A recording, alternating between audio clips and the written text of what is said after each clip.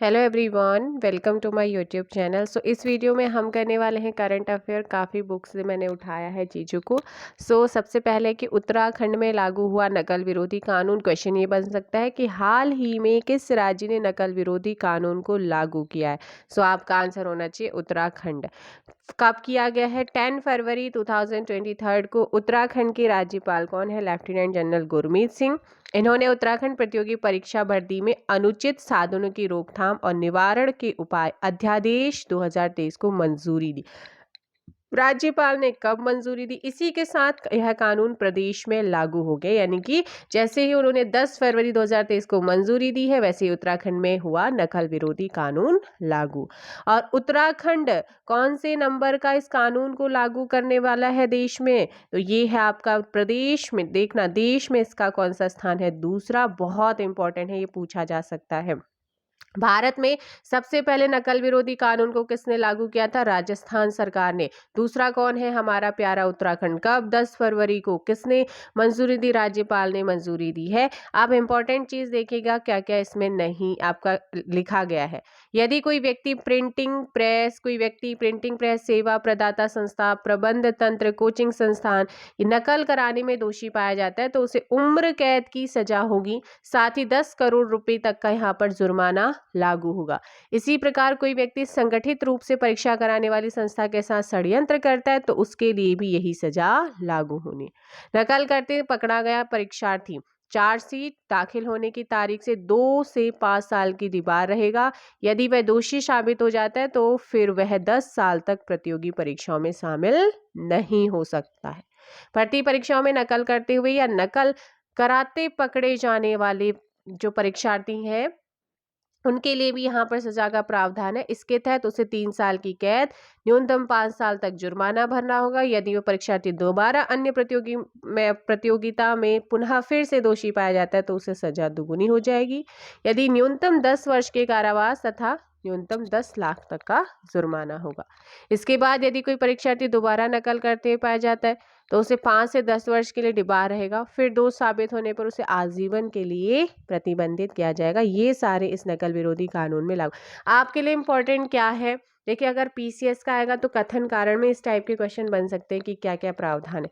लेकिन आपका जैसे ये समूह ग वाले एग्जाम होते हैं ना, तो इसमें आप लोगों का पूछेगा कि कौन से नंबर का है, कब इसे मंजूरी मिली है, किसने इसे मंजूरी दी, पहला राज्य कौन था। तो ये 3-4 क्वेश्चन आपके यहाँ से मिल गए हैं। उत्तराखंड में महिलाओं को मिला क्षैतिज आरक्षण का कानूनी अधिकार। राज्यपाल ने विधेयक को दी मंजूरी। तो ये क्वेश्चन पूछ सकता है कि हाल ही में किस राज्य ने जो है महिलाओं को क्षैतिज आरक्षण का कानूनी अधिकार जो है विधेयक को मंजूरी दी है राज्यपाल के द्वारा। तो ये इम्पोर्टेंट है। तो ये 30% कितना दिया जाता है? 30% दिया जाता है, ये चीज याद रखना है। और सरकार ने 30 नवंबर 2022 को विधानसभा से महिला आरक्षण बिल को मंजूरी दी। कब मंजूरी दी, ये चीज याद रखना। और शीतकालीन सत्र के दौरान सदन में पारित कराए गए 14 विधेयकों को राज्यपाल के पास भेजा गया था। इनमें से अधिकतम संशोधन विधेयक थे। इसके बाद महिला आरक्षण बिल को भी राज्यपाल ने मंजूरी दी। विवादित देखिएगा क्यों था? महिलाओं को सरकारी नौकरियों में 20% आरक्षण का आदेश 18 जुलाई 2001 को उत्तराखंड सरकार ने जारी किया गया। 24 जुलाई 2006 को तत्कालीन हमारे जो नारायण दत्त तिवारी थे, इन्होंने 20% आरक्षण सीमा को बढ़ाकर 30% कर दिया। तो कब कितना था, कब इसे बढ़ाया गया, किसके टाइम पे बढ़ाया गया, ये 3-4 क्वेश्चन आपको मिल गए। महिला क्षैतिज आरक्षण को लेकर कब क्या हुआ? तो 18 जुलाई 2001 को अंतरिम सरकार ने 20% आरक्षण का शासनादेश जारी किया। 24 जुलाई 2006 को तत्कालीन तिवारी सरकार ने 20 से 30 कर दिया। 26 अगस्त 2022 को क्या होता है, ये चीज याद रखना। 26 अगस्त 2022 को हाईकोर्ट ने एक याचिका पर सुनवाई के दौरान आरक्षण के शासनादेश पर रोक लगा दी। और 4 नवंबर 2022 को सरकार की एसएलपी पर सुनवाई में सुप्रीम कोर्ट ने हाईकोर्ट के आदेश पर रोक लगा दी। और 29 नवंबर 2022 को सरकार ने विधानसभा के सदन में विधेयक पेश किया और 30 नवंबर 2022 को सरकार ने विधेयक को सर्वसम्मति से पारित कराकर राजभवन भेजा और 10 जनवरी 2022 को इसे राज्यपाल ने मंजूरी दी। सरकार ने कुछ नहीं किया भाई। जब आप लोगों ने वहाँ पर अपने हक के लिए आवाज़ उठाई तो फिर गवर्नमेंट को करना ही था। अगर चुप हो जाते तो शायद ये दोबारा से फिर नहीं होता, इस पे रोक ही लग जाती। अब उत्तराखंड मिलेट्स यू मिशन आपसे पूछेगा कि उत्तराखंड मिलेट्स मिशन को किस राज्य ने शुरू किया है? उत्तराखंड ने शुरू किया है। किसकी तर्ज पर उत्तराखंड ने शुरू किया? उड़ीसा की तर्ज पर इसे शुरू किया गया है। अब है क्या, उत्तराखंड मिलेट्स पे मिशन क्या है? मोटे अनाज जो है ना, इनको बढ़ावा देने के लिए कृषि विभाग जो है उत्तराखंड, उसने इस मिलेट्स मिशन का ड्राफ्ट तैयार किया। ओडिशा की तर्ज पर उत्तराखंड के मोटे अनाजों को प्रोत्साहित करने और मार्केटिंग के लिए जो मिलेट्स मिशन योजना है इसे शुरू किया। इस योजना में सहकारी समितियों के माध्यम से मंडुआ खरीदने की व्यवस्था की गई है। इसके लिए एक रिवॉल्विंग फंड भी स्थापित किया जाएगा। प्रदेश के पर्वतीय क्षेत्रों में छोटे छोटे किसान मंडुवे की खेती करते हैं, ठीक है, और हमारे जो मेरा जो गांव है ना, वहाँ तो स्पेशली होते हैं। इन किसानों से मंडुवा एकत्रित करने के लिए स्वयं सहायता समूह को प्रति किलो के हिसाब से प्रोत्साहित राशि देने का भी प्रावधान किए जाने का इन्होंने बोला है। मंडुवे का उत्पादन बढ़ाने के लिए किसानों को उन्नत किस्म के बीज देने के साथ ही प्रशिक्षण यानी कि ट्रेनिंग भी दिया जाएगा। अब 1,27,000 लाख जो मीट्रिक टन मंडुवे है ना, इसकी उत्पादन प्रदेश में 86,000 हेक्टेयर पर मंडुवे की खेती होती है। आपसे पूछेगा कि कितने हेक्टेयर पर, जीके का क्वेश्चन बन सकता है कि मंडुवे की खेती होती है, इसमें जो है कितना टन उत्पादन होता है, कितना, तो 1.27 लाख मीट्रिक टन उत्पादन होता है। राज्य गठन के बाद से प्रदेश में मंडुवे की खेती का रकबा कम हो रहा है और ये घटता जा रहा है, ठीक है। 2000 में राज्य में मंडुवे का क्षेत्रफल 1.32 लाख हेक्टेयर था, जो घटकर 2021-22 में 86,000 हेक्टेयर हो गया। पहाड़ों में मंडुवे की पैदावार एक ही जगह पर बड़े पैमाने पर नहीं होती। छोटे छोटे किसान बिखरे खेतों पर क्या करते हैं, मंडुवा उगाते हैं, जो रियलिटी है। लेकिन अगर आज देखेंगे ना, तो लोग मंडुवे की रोटी तो खाना ही नहीं चाहते, जो कि हेल्थ के लिए अच्छी होती है, और हम लोगों को मिल जाए बस टूट पड़ते हैं। अब देखो, ये क्वेश्चन आपका आया था कि उत्तराखंड को अभी जो है रेल विकास को मिले कितने करोड़ रुपए? 5,004 करोड़। तो केंद्र सरकार ने उत्तराखंड में नई रेलवे लाइन और यात्री सुविधाओं के विकास के लिए कितने करोड़ के बजट को मंजूरी दी है? 5,004। स्टेशन डेवलपमेंट योजना के तहत देहरादून हरिद्वार रेलवे स्टेशन को विश्व स्तरीय सुविधाओं से लैस किया जाएगा। तो आपसे क्वेश्चन पूछ सकता है, स्टेशन डेवलपमेंट योजना के तहत किन जनपदों के रेलवे स्टेशन को विश्व स्तरीय सुविधाओं से लैस किया जाएगा? तो वो है देहरादून और हरिद्वार। क्वेश्चन निकालिएगा। 9 अन्य छोटे बड़े स्टेशनों का पुनर्विकास भी किया जाएगा। तो कितने अन्य छोटे बड़े स्टेशनों का पुनर्विकास होना है? 9। केंद्रीय रेल मंत्री कौन है? अश्विनी वैष्णव। इन्होंने वर्चुअल प्रेस कॉन्फ्रेंस में राज्यवार बजट आवंटन की जानकारी दी। उत्तराखंड को उत्तर भारत के कई राज्यों के मुकाबले ज्यादा बजट दिया गया। तो उत्तराखंड को उत्तर भारत, तो आपसे क्वेश्चन ये पूछ सकता है कि किस राज्य को उत्तर भारत के कई राज्यों के मुकाबले ज्यादा बजट किस राज्य को दिया गया है? उत्तराखंड। रेल मंत्री ने बताया कि उत्तराखंड को इस वर्ष रिकॉर्ड बजट दिया गया वर्ष 2009 से 2014 तक, जहां राज्य को सालाना औसत 187 करोड़ रुपए का बजट मिलता था। इस बार उसकी सीमा 5,000 करोड़ रुपए तक की गई। जिन स्टेशनों का पुनर्विकास होना है उनमें रुड़की, कोटद्वार, हर्रावाला, काशीपुर, लालकुआ, रामनगर, टनकपुर, किच्छा और काठगोदाम शामिल। अब आपसे क्वेश्चन पूछेगा कि जिन का पुनर्विकास होना है उन स्टेशनों में कौन शामिल नहीं है? इन पर असमंजस, Tanakpur Bageshwar Gangotri Yamunotri rail line, Doon Saharanpur Doon Kalsi railway पर तस्वीर साफ होना। बाकी रेल मंत्री के निर्देश पर डीआरएम अजय नंदन सिंह ने विस्तार से बजट और भावी योजनाओं की जानकारी दी है। इसके अलावा देखिएगा यहाँ पर और क्या चीज़ है, उत्तराखंड के लिए बजट में क्या क्या प्रावधान है, जैसे कि देहरादून हरिद्वार रेलवे स्टेशन को विश्व स्तरीय बनाया जाएगा, ये आप पहला क्वेश्चन। मुरादाबाद मंडल के तहत हर्रावाला, रुड़की और कोटद्वार विकसित होंगे। तो आपसे पूछा जाएगा कि उत्तराखंड के लिए बजट में किसके तहत हर्रावाला, रुड़की और कोटद्वार विकसित होंगे? तो ये मुरादाबाद मंडल के तहत। इज्जतनगर मंडल के अधीन आने वाले शेष 6 स्टेशनों को क्या किया जाना है? यहाँ पर पुनर्विलास विकास। और हर्रावाला से हरिद्वार के बीच छोटे स्टेशनों का 150 करोड़ का विकास। रुड़की और कोटद्वार में कंप्यूटरीकृत सिग्नल सिस्टम लागू होना, ये इंपॉर्टेंट क्वेश्चन बन सकता है। वन स्टेशन वन प्रोडक्ट योजना के तहत सभी स्टेशनों पर स्थानीय कृषि और कला उत्पादों के विपणन की यहाँ पर व्यवस्था करने का ये संभावना। उत्तराखंड के कम दूरी वाले शहरों के बीच वंदे मेट्रो ट्रेन चल सकती है, भविष्य में इसका स्टडी होगा। आबादी क्षेत्र से गुजरने वाली लाइनों पर आधुनिक फ्लाईओवर और अंडरपास यहाँ पर बने वाले हैं। तो टोटली ये कि कितने करोड़ का है और जो बजट में प्रावधान की गई है उन चीज़ों का आप यहाँ पर ध्यान रखेंगे। चलिएगा नेक्स्ट देखते हैं आप लोगों का कौन सा है पॉइंट। तो कर्तव्य पथ पर उत्तराखंड के मानस खंड पर आधारित ये झांकी बहुत इंपॉर्टेंट है, इस बार एग्जाम में आएगी आपके आने वाले, ठीक है। तो देखो भाई क्योंकि गणतंत्र दिवस परेड में जो है किस राज्य की झांकी जो है प्रथम स्थान पर रही है, उत्तराखंड की मानस खंड। 74वां गणतंत्र दिवस था, ये चीज़ याद रखना है। झांकी में कॉर्बेट नेशनल पार्क, अल्मोड़ा के जागेश्वर धाम, इन सारी चीज़ों को आप देखिएगा दर्शाया गया है। 18 कलाकार इस झांकी में क्या कर रहे थे, शामिल थे, नेतृत्व कर रहे थे। निदेशक के एस चौहान के नेतृत्व में ये, और इस साल उसका नाम बदलकर कर्तव्य पथ रखा गया है। तो बहुत इंपॉर्टेंट है, कर्तव्य पथ पर पहली झांकी हमारे उत्तराखंड की। नाम बदलने के बाद कर्तव्य पथ पर गणतंत्र दिवस की पहली परेड, और इसमें उत्तराखंड की झांकी मानस खंड देश में प्रथम स्थान से इतिहास में उत्तराखंड राज्य का नाम दर्जा हो चुका है, ये चीज़ याद रखना।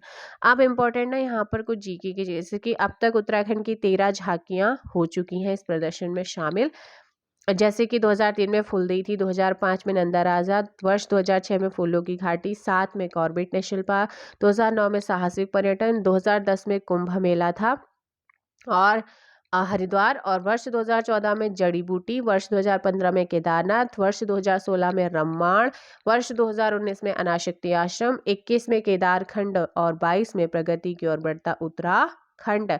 और नेक्स्ट आपने देखा ही है, मानस खंड हो जाएगा। 27 में से 16 राज्यों की झांकी का चयन हुआ था, ठीक है, ये चीज़ याद रखना। छोलिया नृत्य इसमें यहाँ पर दिखाया गया था, आपने देखी होगी झांकी को। तो कुमाऊं में चंद्रवंश के शासन के समय में छोलिया नृत्य शान हुआ करता था। बताया जाता है कि जब जब युद्ध के समय राजा जाया करते थे तो लोग सफेद और लाल झंडा लेकर उनके साथ जाते थे, और लाल ध्वजवाहक आगे और सफेद ध्वजवाहक पीछे, उनके बीच में छोलिया कलाकार चला करते थे। कलाकार ढोल, दमाऊ, जो मसकबीन है, रणसिंगा है, इनको बजाते थे। तो आपको पता चल गया, एक लोक नृत्य फोक डांस है, और ये नाम जो है छल शब्द से मिलता है। नेक्स्ट आप लोगों का है, उत्तराखंड में 1000 गांव बनेंगे सोलर ग्राम। तो उत्तराखंड में कितने हजार गांव बनेंगे सोलर ग्राम? 1000। 22 दिसंबर 2022 को उत्तराखंड की ऊर्जा सचिव आर मीनाक्षी सुंदरम ने बताया कि प्रदेश में नई सौर ऊर्जा नीति बन रही है। 14 जनवरी को मकर संक्रांति के अवसर पर लागू हो गई है। इसके अंतर्गत 1000 गांव को सोलर गांव घोषित किया गया है। तो याद रखना है कि नई सौर ऊर्जा नीति के तहत 14 जनवरी 2023 को लागू की गई है मकर संक्रांति के अवसर पर, और इसके अंतर्गत कितने गांव सोलर गांव घोषित किए गए हैं? 1000। ऊर्जा सचिव आर मीनाक्षी सुंदरम ने बताया कि प्रदेश सरकार राज्य में सूरज की रोशनी से सबसे ज्यादा जो है लबरेज रहने वाले गांव में बिजली पैदा करेगी। Uttarakhand renewable energy development agency UREDA की टीमें हर जिले में ऐसे गांव को चिन्हित कर रही हैं जहां सूरज की रोशनी अधिकतम समय रहती है। ऐसे 1000 गांवों का क्या हुआ है, चिन्हीकरण शुरू कर दिया गया। तो 1000 गांव होंगे, ये चीज याद रखना। उत्तराखंड को इस साल नाबार्ड कितने हजार करोड़ रुपए देगा? तो 30,000 रुपए। उत्तराखंड में कृषि, इंफ्रास्ट्रक्चर, एमएसएमई सहित अलग अलग क्षेत्रों में विकास के लिए नाबार्ड 30,301 करोड़ का लोन देगा, जो पिछले वर्ष की तुलना में 22% से अधिक। कितने करोड़ का लोन देगा, कौन देगा और किस क्षेत्र में देगा, ठीक है, पिछले साल की तुलना में कितना % अधिक है। पिछले वर्ष नाबार्ड ने प्रदेश को 10,000 करोड़ रुपए की 4,515 परियोजनाओं की मंजूरी दी थी। तो मुख्यमंत्री पुष्कर सिंह धामी ने राष्ट्रीय कृषि और ग्रामीण विकास नाबार्ड यानी कि नाबार्ड की फोकस रिपोर्ट जारी की है। उन्होंने बैंकों को इन योजनाओं में बेहतर काम करने और सभी की मॉनिटरिंग की भी निर्देश दिए हैं। इंपॉर्टेंट क्या है कि कितने दिए, किसने दिए, पिछले साल की तुलना में कितना अधिक है, ये क्वेश्चन आप यहाँ पर बना सकते हैं। मुख्यमंत्री को मिला स्वच्छ राजनीतिज्ञ सम्मान 2022। 7 दिसंबर 2022 को उत्तराखंड के पहले मुख्यमंत्री स्वर्गीय नित्यानंद स्वामी के 94वें जन्मदिन के अवसर पर आयोजित कार्यक्रम में नित्यानंद स्वामी जन सेवा समिति के द्वारा, किसके द्वारा? नित्यानंद स्वामी जन सेवा समिति के द्वारा उत्तराखंड के जो मुख्यमंत्री पुष्कर सिंह धामी हैं, इन्हें स्वच्छ राजनीतिज्ञ सम्मान 2022 से सम्मानित किया गया। इस अवसर पर धामी जी ने संगीत, शिक्षा, उद्योग, चिकित्सा, सांस्कृतिक संपदा से जुड़े हुए व्यक्तियों को भी सम्मानित किया। आपके लिए इम्पोर्टेंट है कि नित्यानंद स्वामी जन सेवा समिति के द्वारा किसे स्वच्छ राजनीतिज्ञ सम्मान 2022 दिया गया है। आपका यह आंसर होना चाहिए मुख्यमंत्री पुष्कर सिंह धामी। इतना ही इंपॉर्टेंट।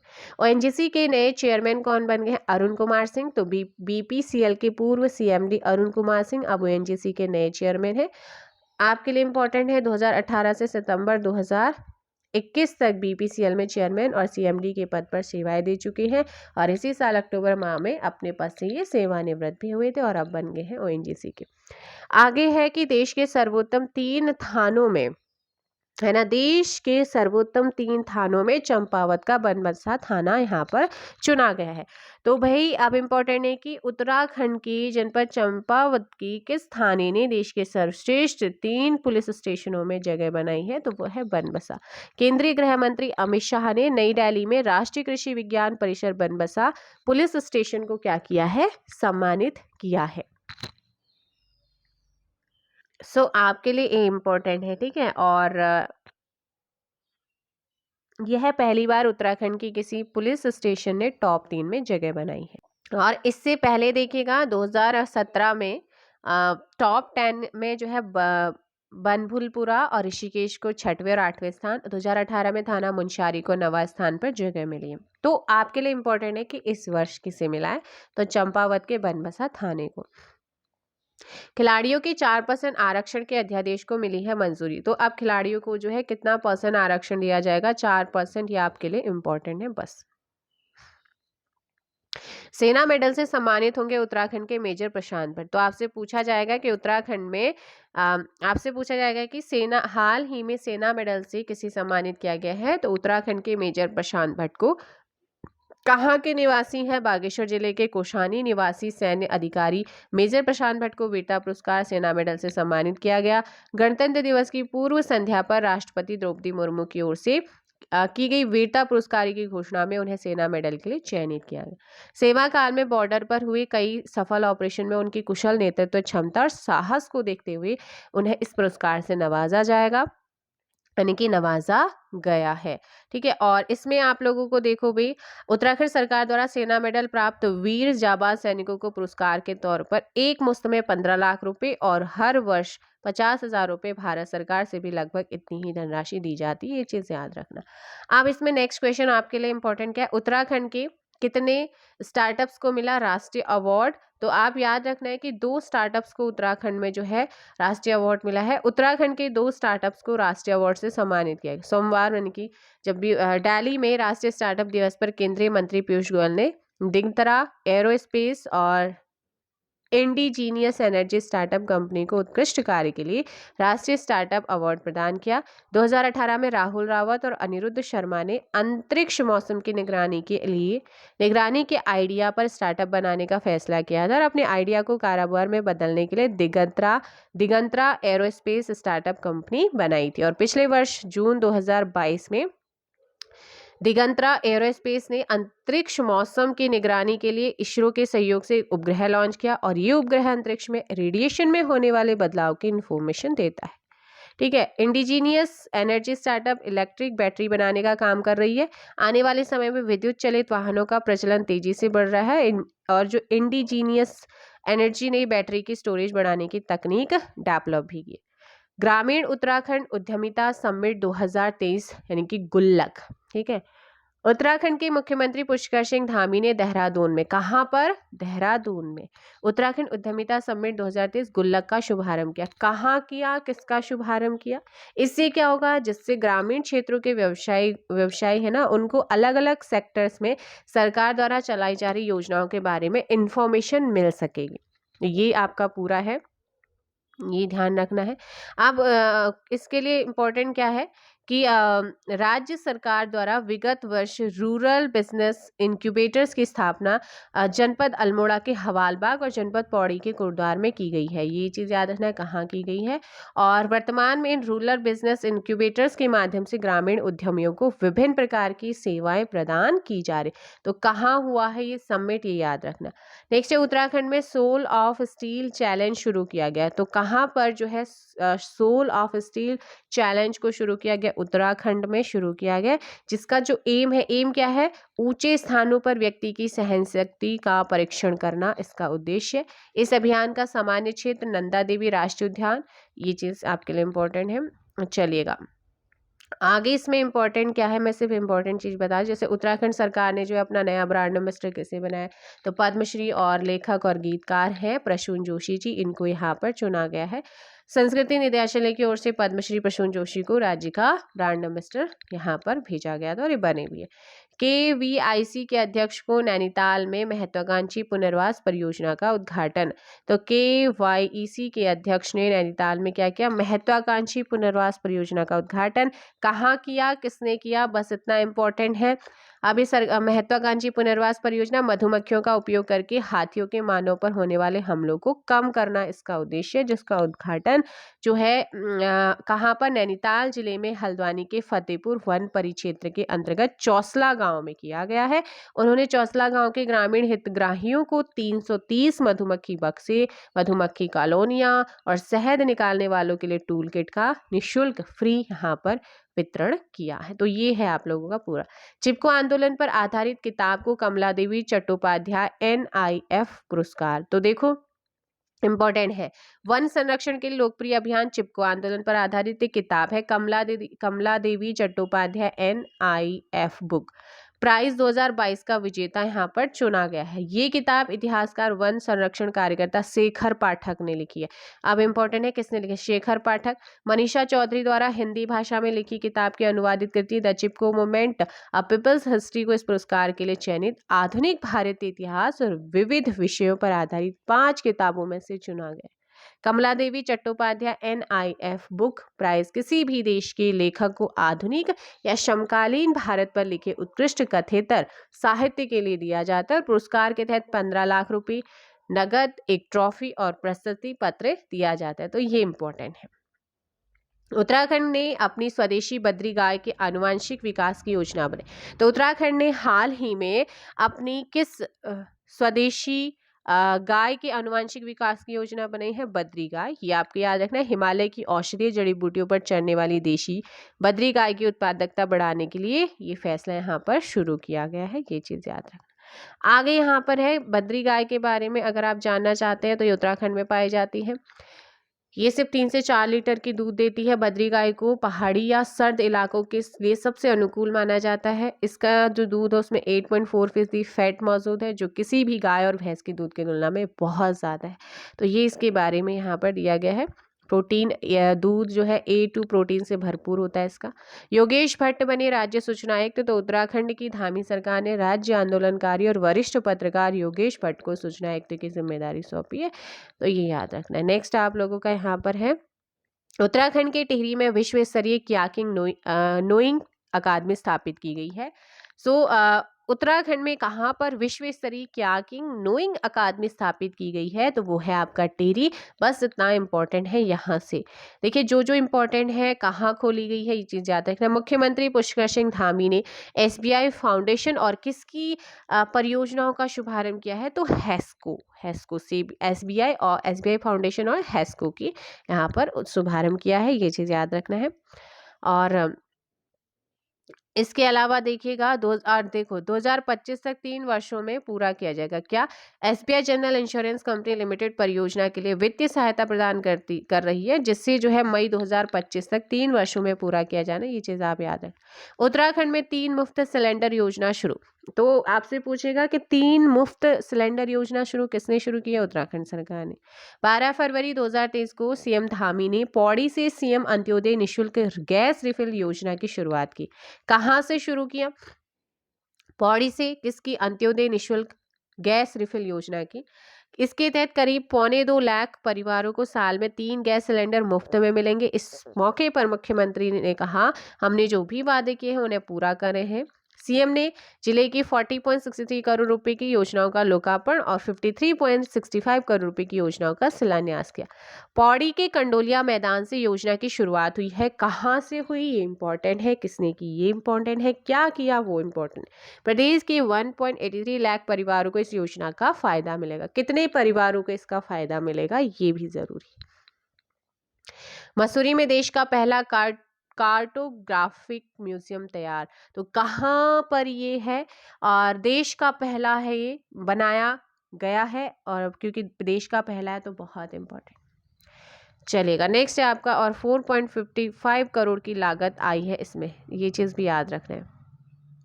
क्या होता है कार्टोग्राफिक? तो कार्टोग्राफी यानी मानचित्र कला, मुख्यतः मानचित्र और विभिन्न संबंधित उपकरणों की रचना, इनके सिद्धांतों, विधियों के ज्ञान और स्टडी को ही क्या कहते हैं, cartography. NSC Ajit Doval, general Vipin Rawat और समेत 5 को उत्तराखंड गौरव सम्मान। तो राज्य स्थापना दिवस के उपलक्ष्य में राज्यपाल लेफ्टिनेंट जनरल गुरमीत सिंह ने और मुख्यमंत्री पुष्कर सिंह धामी ने उत्तराखंड गौरव पुरस्कार 2022 एवं उत्तराखंड गौरव पुरस्कार 2021 के महानुभवों को सम्मानित किया। उत्तराखंड गौरव पुरस्कार से सम्मानित महानुभवों को सम्मान पत्र, ट्रॉफी, 1 लाख रुपए की धनराशि, चेक प्रदान की। उत्तराखंड गौरव सम्मान 2022 से भारत के राष्ट्रीय सुरक्षा सलाहकार श्री अजीत डोभाल, कवि, लेखक, गीतकार एंड सेंसर बोर्ड के अध्यक्ष श्री प्रसून जोशी, भूतपूर्व चीफ ऑफ डिफेंस स्टाफ स्वर्गीय जनरल विपिन रावत, कवि, लेखक एवं गीतकार स्वर्गीय गिरीश चंद्र तिवारी गिरदा, साहित्यकार एवं पत्रकार श्री वीरेन डंगवाल को सम्मानित किया। और वहीं 2021 के लिए जो है हमारे उत्तराखंड के पूर्व सीएम स्वर्गीय श्री नारायण दत्त तिवारी, पर्यावरणविद डॉक्टर अनिल प्रकाश जोशी, साहित्यकार श्री रश्किन बॉन्ड, साहसिक खेल के क्षेत्र में श्रीमती बछेंद्री पाल, संस्कृति एवं लोक कला के क्षेत्र में श्री नरेंद्र सिंह नेगी को ये सम्मान दिया गया। श्री प्रसून जोशी एवं श्री नरेंद्र सिंह नेगी कार्यक्रम के दौरान सम्मानित किए गए। उत्तराखंड गौरव सम्मान के अन्य महानुभावों के परिवारजनों को ये सम्मान दिया गया। 2021 के स्थापना दिवस से हुई थी इसकी शुरुआत। याद रखना है कि उत्तराखंड गौरव सम्मान की शुरुआत कब हुई, 2021 से हुई थी। प्रदेश के 5 विभूतियों को ये पुरस्कार दिया जाता है और मुख्य सचिव की अध्यक्षता में गठित समिति नामों का चयन करती है। ये इंपॉर्टेंट है। रक्षा मंत्री राजनाथ सिंह ने उत्तराखंड के पहले शौर्य स्मारक का उद्घाटन किया। तो उत्तराखंड के पहले शौर्य स्मारक का उद्घाटन किसने किया और कहाँ किया? तो ये है आपका चीड़बाग, देहरादून स्थित, यहाँ पर किया है। नेक्स्ट आप लोगों का यहाँ पर है और कि मेजर दुर्गामल्ल के नाम पर क्या हुआ है, डाक टिकट जारी हुआ है। किसने किया है? तो गुरमीत सिंह जी ने। गढ़ी कैंट में, कहाँ पर है गढ़ी कैंट में? उत्तराखंड राज्य में नेपाली भाषा समिति देहरादून की ओर से आयोजित प्रोग्राम में इन्होंने इस डाक टिकट को जारी किया है। बाकी आप इनके बारे में पूरा पढ़ सकते हैं। मैं इंपॉर्टेंट बताती हूँ करंट अफेयर। भारत अमेरिका सैन्य अभ्यास के दौरान कितने अमेरिकी सैनिकों ने नंदा देवी पर चढ़ाई की है? 4। आप लोगों ने ध्यान रखना है। आगे है कि प्रोफेसर रावत होंगे श्रीदेव सुमन विश्वविद्यालय के कुलपति। ये इंपॉर्टेंट देख लेना। महानिरीक्षक आनंद प्रकाश को राष्ट्रपति तटरक्षक पदक। उत्तराखंड के पौड़ी गढ़वाल निवासी तटरक्षक बल की महानिरीक्षक आनंद प्रकाश बडोला को विशिष्ट सेवा के लिए जो है राष्ट्रपति तटरक्षक पदक से सम्मानित किया जाएगा। कहाँ से बिलोंग करते हैं, किसे दिया जाएगा? और वर्ष वह अगस्त 2022 में चेन्नई में अंतर्राष्ट्रीय खोज और बचाव अभ्यास का अभिन्न हिस्सा रहे, जिसमें 16 मित्र देशों ने भाग लिया था। जून 2021 में श्रीलंका, मतलब इनके बारे में पूरा है। आपका काम खत्म हो गया करंट अफेयर का कि किससे मिलने वाला है। एक्सपोर्ट हब योजना में दून और हरिद्वार चयनित। तो एक्सपोर्ट हब योजना में केंद्र सरकार की ओर से शुरू की गई एक्सपोर्ट हब योजना में राज्य के किन जिलों का चयन हुआ है? सो देहरादून और हरिद्वार। ये इंपॉर्टेंट। इन जिलों में निर्यात को बढ़ावा देने पर फोकस है। Federation of Indian export organisation और उद्योग विभाग की ओर से निर्यात संवर्धन पर आयोजित प्रोग्राम में उद्योग निदेशक सुधीर चंद्र नौटियाल ने बताया कि वाणिज्य मंत्रालय ने इसके 75 जिलों में एक्सपोर्ट हब योजना शुरू की थी देश के, जिनमें प्रदेश के 2 जिले हैं, देहरादून और हरिद्वार। ये इंपॉर्टेंट है। यात्री सुविधा में जॉलीग्रांट एयरपोर्ट 5वें स्थान पर। तो यात्री सुविधा में कौन सा एयरपोर्ट 5वें स्थान पर है? सो वो है आपका साल 2022 के ग्राहक संतुष्टि सर्वेक्षण में 56 हवाई अड्डा लगातार रैंकिंग में सुधार कर रहे हैं। देहरादून भी इसी में। जॉलीग्रांट हवाई अड्डा ग्राहक संतुष्टि सर्वेक्षण 2022 के दूसरे राउंड में 0.02 अंकों की बढ़ोतरी के साथ 5वें स्थान पर आ गया। तो ये इंपॉर्टेंट है। नेक्स्ट आप लोगों का यहाँ पर देखते हैं क्या है। रुद्रप्रयाग को मिला डिजिटल इंडिया अवार्ड। केदारनाथ में प्लास्टिक निस्तारण के लिए की थी खास पहल। तो डिजिटल इंडिया अवार्ड जो है किसे मिला है? रुद्रप्रयाग। 2023 के तहत सिल्वर मेडल प्राप्त हुआ है। राष्ट्रीय राजधानी दिल्ली में आयोजित एक विशेष कार्यक्रम में राष्ट्रपति द्रौपदी मुर्मू ने रुद्रप्रयाग के जिलाधिकारी मयूर दीक्षित और उप जिलाधिकारी उखीमठ जितेंद्र वर्मा को ये पुरस्कार देकर सम्मानित किया है। तो ये चीज देखना। उत्तराखंड के प्रसिद्ध साहित्यकार डॉक्टर अरुण कुकसाल को मिलेगा प्रतिष्ठित राहुल सांकृत्यायन पर्यटन पुरस्कार। तो किसे दिया गया है ये इंपॉर्टेंट है, ठीक है। और उनकी चर्चित पुस्तक है चले साथ पहाड़ के लिए। पर्यटन मंत्रालय भारत सरकार द्वारा प्रतिष्ठित राहुल सांकृत्यायन पर्यटन पुरस्कार 2020-21 के अंतर्गत प्रथम पुरस्कार के लिए इन्हें चुना है। पौड़ी गढ़वाल के चामी गांव में डॉक्टर अरुण कुकसाल का जन्म 8 अक्टूबर 1958 को हुआ। ये इंपॉर्टेंट है। और वर्तमान में श्रीकोट श्रीनगर में रहते हैं। मसूरी के कैंपटी में बनेगी प्रदेश की पहली टनल पार्किंग। तो प्रदेश की पहली टनल पार्किंग कहाँ पर बनेगी? मसूरी के कैंपटी में। ये इंपॉर्टेंट है, तो आप यहाँ पर ध्यान रखेंगे। और नेक्स्ट है सुरक्षित मातृत्व सुनिश्चित करेगा एम्स दिल्ली और IIT रुड़की का स्वस्थ गर्भ ऐप। तो स्वस्थ गर्भ ऐप किसका है? तो ये आपका AIIMS Delhi and IIT Roorkee का है। और ये क्या सुनिश्चित करेगा? सुरक्षित मातृत्व सुनिश्चित यहाँ पर करने वाला। तो ये कुछ इंपॉर्टेंट चीज़ें थी। और इसके अलावा भी और भी आप लोगों के पास आने वाले हैं, बट आज का ये ट्रायल है कि आप लोगों को ये सेशन पसंद आया या नहीं। अब ये इंपॉर्टेंट इसलिए है क्योंकि 9 को आपका पेपर है, तो लास्ट टाइम पे आप लोगों का एक तरीके से रिवीजन है। करंट अफेयर का क्वेश्चन बनाने का टाइम नहीं मिला, तो जो चीज़ें मेरे पास थी मैं आपको प्रोवाइड करा रही। Thank you so much.